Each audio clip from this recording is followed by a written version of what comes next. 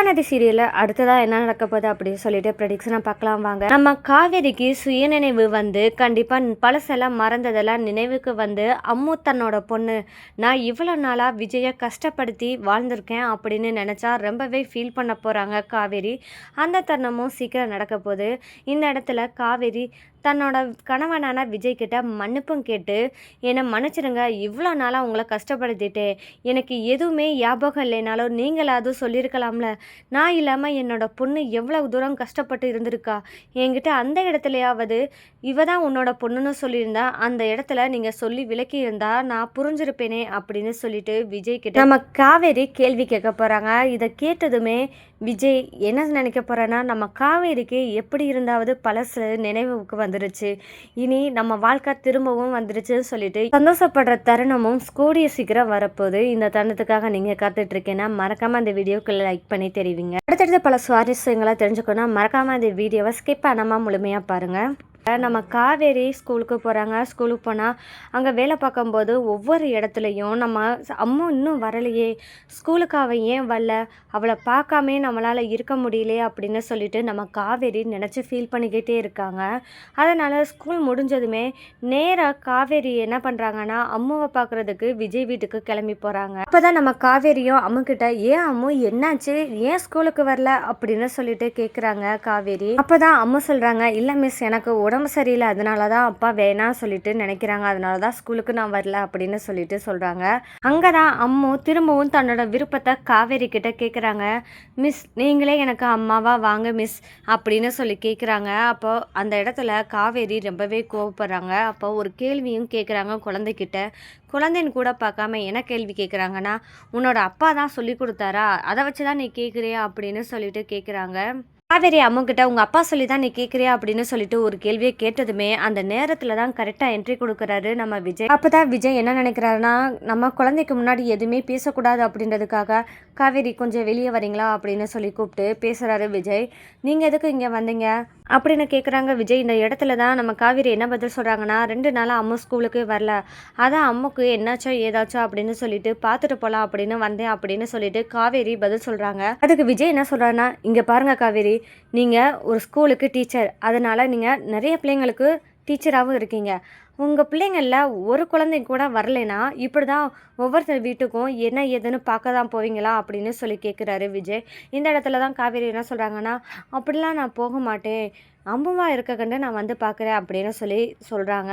இந்த இடத்துல தான் விஜய், ஏங்க என் குழந்தை மேலே உங்களுக்கு என்னங்க அக்கறை, என்னோட குழந்தைக்கு பாசம் காமிக்கிறதுக்கும் அக்கறை காமிக்கிறதுக்கும் அப்பாவாக இருந்து நான் பார்த்தா போதும், நீங்கள் தான் கவனிக்கணும்னு அவசியம் இல்லை, உங்களுக்கும் என்னோட அம்மாவுக்கும் என்ன தொடர்பு இருக்குது அப்படின்னு சொல்லி விஜய் சரியாக கேள்வி கேட்குறாரு. இந்த இடத்துல தான் இந்த மாதிரி விஜய் யாரோ எவரோ மாதிரி பேசுகிறாரே அப்படின்னு சொல்லிட்டு காவேரி ரொம்பவே ஃபீல் பண்ணுறாங்க. அந்த மாதிரி நேரத்துலையும் விஜய் என்ன சொல்லிடுனா, நீங்கள் சின்ன குழந்தைங்க கூட பார்க்காம அப்பா சொல்லி தான் கேட்குறியான்னு கேட்குறீங்களே, எப்படி உங்களுக்கு மனசு வருது, யாராவது ஒருத்தர் சின்ன குழந்தைகிட்ட சொல்லி ஒரு கேள்வியை கேட்க விடுவாங்களா, உங்களுக்கு தான் நீங்களே முடிவு சொல்லிட்டீங்களே, உங்களை எனக்கு பிடிக்கல அப்படின்னு ஒரு வார்த்தையும் சொல்லிட்டீங்க, அப்படி இருக்கும்போது ஒரு பச்சை குழந்தை தன்னோட மனசில் இருக்கிறத கேட்குறான்னா அதுக்காக நான் சொல்லி தான் கேட்குறான்னு நீங்கள் எப்படி நினைக்க போச்சு. இங்கே பாருங்கள் காவேரி, உங்களோட வாழ்க்கையில் நானும் என்னோட பொண்ணும் வரமாட்டோன்னு சொல்லிட்டு முடிவு பண்ணி தான் நானும் இருக்கேன், இதுக்கு மேலேயும் என்னையும் என் பொண்ணையும் டிஸ்டர்ப் பண்ணாதீங்க, உங்களோட வேலை ஸ்கூலில் டீச்சராக இருக்கிறதா பாடம் சொல்லி கொடுக்குறதா அதோட நிறுத்திக்கோங்க அப்படின்னு சொல்லிட்டு முகத்தில் அடித்த மாதிரி பேசுகிறாரு விஜய். விஜய் பேசுனது முழுக்க முழுக்க கரெக்டு தான். என் காவேரிக்கு எதுவுமே தெரியாது அப்படின்னு இருந்தாலும் ஒருத்தரை ஹட் ஆகிற மாதிரி பேசுனா எவ்வளோ தூரத்துக்கு தான் பொறுத்துப்பாங்க. அதுவும் அம்மு ரொம்பவே பாசமாக இருக்கா காவேரி மேலே. இந்த இடத்துல அம்முவையும் ரொம்பவும் கஷ்டப்படுத்துகிறா காவேரி. இதை எப்போ தான் புரிஞ்சுக்க போகிறாங்க காவேரி அப்படின்றதாங்க நீ வரப்போகிற அடுத்தடுத்த எபிசோடில் ட்விஸ்டாக இருக்க போகுது. இனி என்ன நடக்க போகுது நாளைய எபிசோடில் அப்படின்றத பார்க்கலாம் வாங்க. நம்ம காவேரி என்ன பண்ணுறாங்கன்னா, இப்போது தன்னோட அம்மா கிட்ட காலையிலேயே சண்டை போட்டு தன்னோட அம்மா என்ன பண்ணிட்டாங்கன்னா, நீ வீட்டுக்கே வர வேணாம் எங்கேயாவது போயிரு அப்படின்னு சொல்லிட்டாங்க. இதனால ரொம்பவே மனசுடைஞ்சு போயிருந்தா, ஸ்கூலுக்கு போயிருந்தாங்க. இப்போ விஜய் வீட்டுக்கும் போனால் விஜயும் தன்னை யாரோ மாதிரி பேசுகிறாரே அப்படின்னு சொல்லிட்டு ரொம்பவே வருத்தப்பட்டுட்டு என்ன பண்ணுறதுன்னு தெரியாமையே கொஞ்சம் கவலைப்பட்டுட்டு இருக்காங்க, வீட்டுக்கும் போகாமல். இந்த மாதிரி நேரத்தில் தான் விஜயும் நிவினும் சேர்ந்து என்ன பண்ணுறாங்கன்னா, காவேரி எங்கே இருக்காங்க அப்படின்னு சொல்லிட்டு தேடி போகிற இடத்துல விஜய் கரெக்டாக இந்த பாருங்க இங்கே தான் இருக்கா அப்படின்னு சொல்லிட்டு கரெக்டாக கண்டுபிடிச்சாரு. காவேரியை புரிஞ்சுக்கிறதுக்கு விஜயை தவிர்த்த ஒரு ஆள் யாருமே கிடையாது அப்படின்றதுக்கு இதுதான் உதாரணம் அப்படின்னே சொல்லலாம். ஏன்னா காவேரி எங்கே இருப்பா என்ன பண்ணுவா அப்படின்றத முழுக்க முழுக்க புரிஞ்சு வச்சுக்கிட்டு இருக்கிற விஜயால் மட்டும்தான் காவேரியை நல்லா பார்த்துக்க முடியும். இது தெரியாத காவேரி கொஞ்சம் கூட யோசிக்காமல் பேசுகிறாங்க. இருந்தாலும் இந்த நிலைமையும் சரியா அப்படின்னு நம்பலாம். இப்போ விஜயும் நிவினும் சேர்ந்து என்ன பண்ணுறாங்கன்னா காவேரியை பார்த்துறாங்க. நிவின்கிட்ட விஜய் சொல்லிடுறாங்க, நீங்கள் போய் கூப்பிடுங்க நிவின், நான் வரலை, நான் வந்தால் ஏதாவது பிரச்சனை ஆகும் அப்படின்னு சொல்லிட்டு நிவின் கிட்ட சொல்லிட்டு என்ன பண்ணுறாருன்னா விஜய் கிளம்பி போயிடாரு. நிவினும் காவேரியை பார்த்து, என்னாச்சு காவேரி, ஏன் இப்படி இருக்கீங்க, வீட்டுக்கு வராமல் ஏன் என்ன பண்ணுறீங்க இங்கே ரோட்டில் அப்படின்னு சொல்லிட்டு நிவின் கேட்குறாரு. அப்போ தான் காவேரி சொல்கிறாங்க, என்னோட அம்மா தான் வீட்டுக்கே வரக்கூடாதுன்னு சொல்லிட்டாங்களே, அப்போ நான் எங்கே போவேன் அப்படின்னு சொல்லிட்டு கொஞ்சம் கவலையாக இருக்கேன், அதனால தான் என்ன பண்ணுறதுன்னு தெரியாமல் இப்போ இங்கிட்டு இருக்கேன் அப்படின்னு சொல்கிறாங்க. இப்போ நீங்கள் எப்படி இங்கே வந்தீங்க அப்படின்னு சொல்லி கேட்கும்போது தான், அதை எப்படி உங்கள்கிட்ட சொல்ல முடியும், விஜய் கூப்பிட்டு வந்தாருன்னு சொன்னால் நீங்கள் நம்பவா போகிறீங்க, அது மட்டும் இல்லாமல் விஜயோட சண்டைக்கு தான் போக போகிறீங்க அப்படின்னு சொல்லிட்டு மனசுக்குள்ளே நிவின் நினைக்கிறாரு. இருந்தாலும் வாங்க காவேரி வீட்டுக்கு போகலாம், உங்களை காணலை அப்படின்னு சொல்லிட்டு சாரதாதர் ரொம்பவே கவலைப்பட்டு அழுதுகிட்டு இருக்காங்க, வாங்க போகலாம் அப்படின்னு சொல்லிட்டு நிவின் காவேரி சமாதானப்படுத்தி வீட்டுக்கு கூட்டிகிட்டு போகிறாரு.